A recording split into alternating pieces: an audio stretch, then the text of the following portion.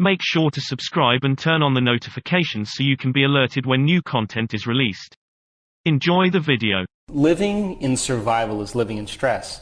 And stress is when your body's knocked out of homeostasis. Stress is when your body's knocked out of balance.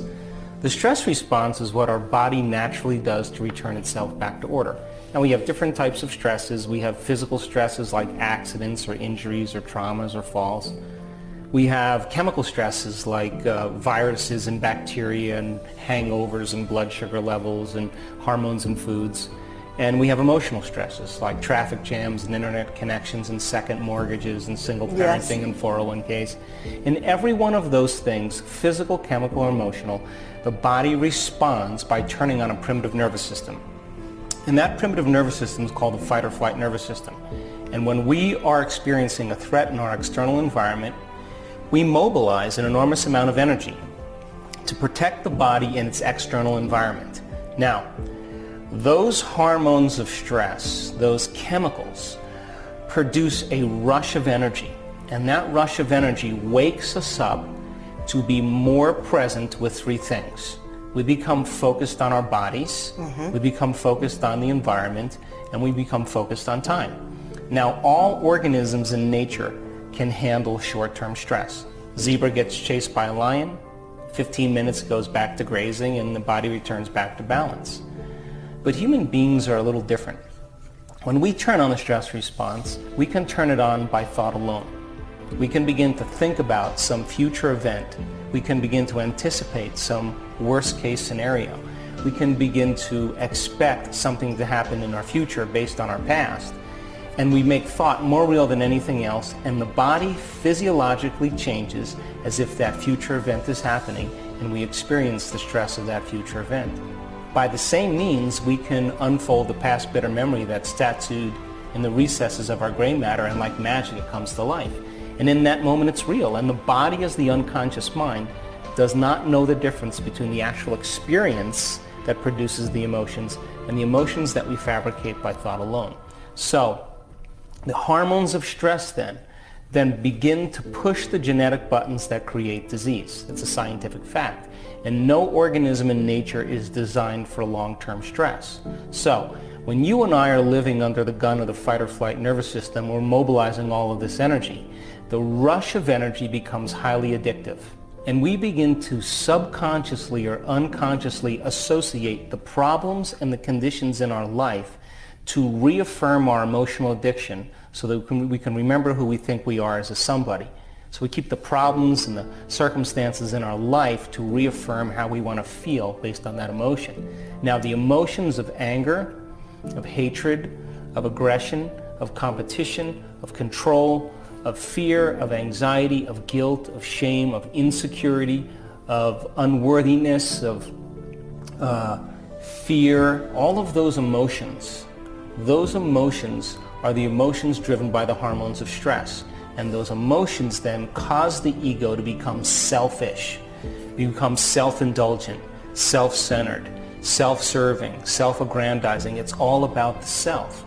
Now, when the zebra's being chased by the lion, she's only concerned about three things. I got to take care of this body. Where in my environment am I going to run, and how much time do I have to get there? So the body, the environment, and time. And when you and I live by those lower emotions that I just talked about, we begin to identify ourselves as a body in this environment and time. We're concerned about our bodies, what we look like, what our faces look like, our wardrobe, the things that we have in our life, the things we don't own, our problems. We obsess about time. We become over-focused on these things. And in a sense, when those hormones of stress are running, we become materialists. We begin to try to define reality through our senses.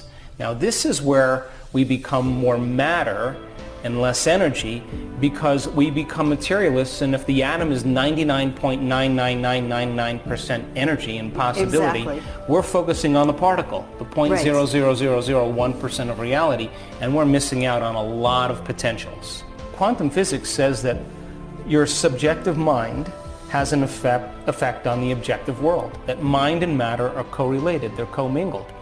But if you're trying to change your life by the emotions of survival, you're functioning as more matter and less mind, so you have no control or dominion over anything in your life because you're vibrating at the same frequency Very of low matter. frequency. So you exert very little influence Yes. on the outcome.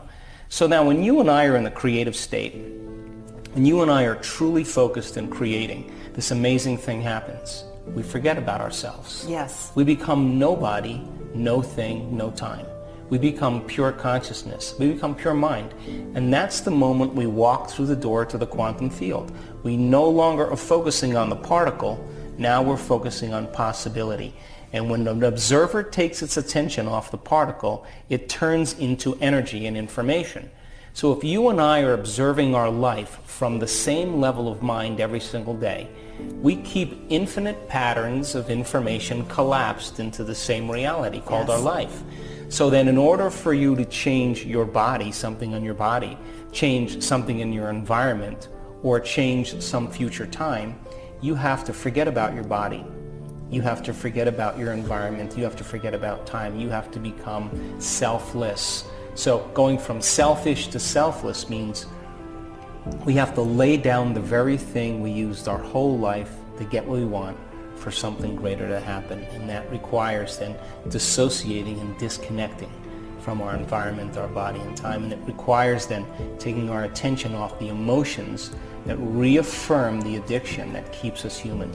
Well, the people who, you can always tell a person who is struggling with those emotions because they'll only talk about themselves. It's never about you. That's they right. can't think greater than how they feel. As a matter of fact, feelings become the means of thinking. And what they don't know that they're doing is they're creating a thought that produces an emotion that's addictive that causes them to think equal to how they feel, and they create a state of being.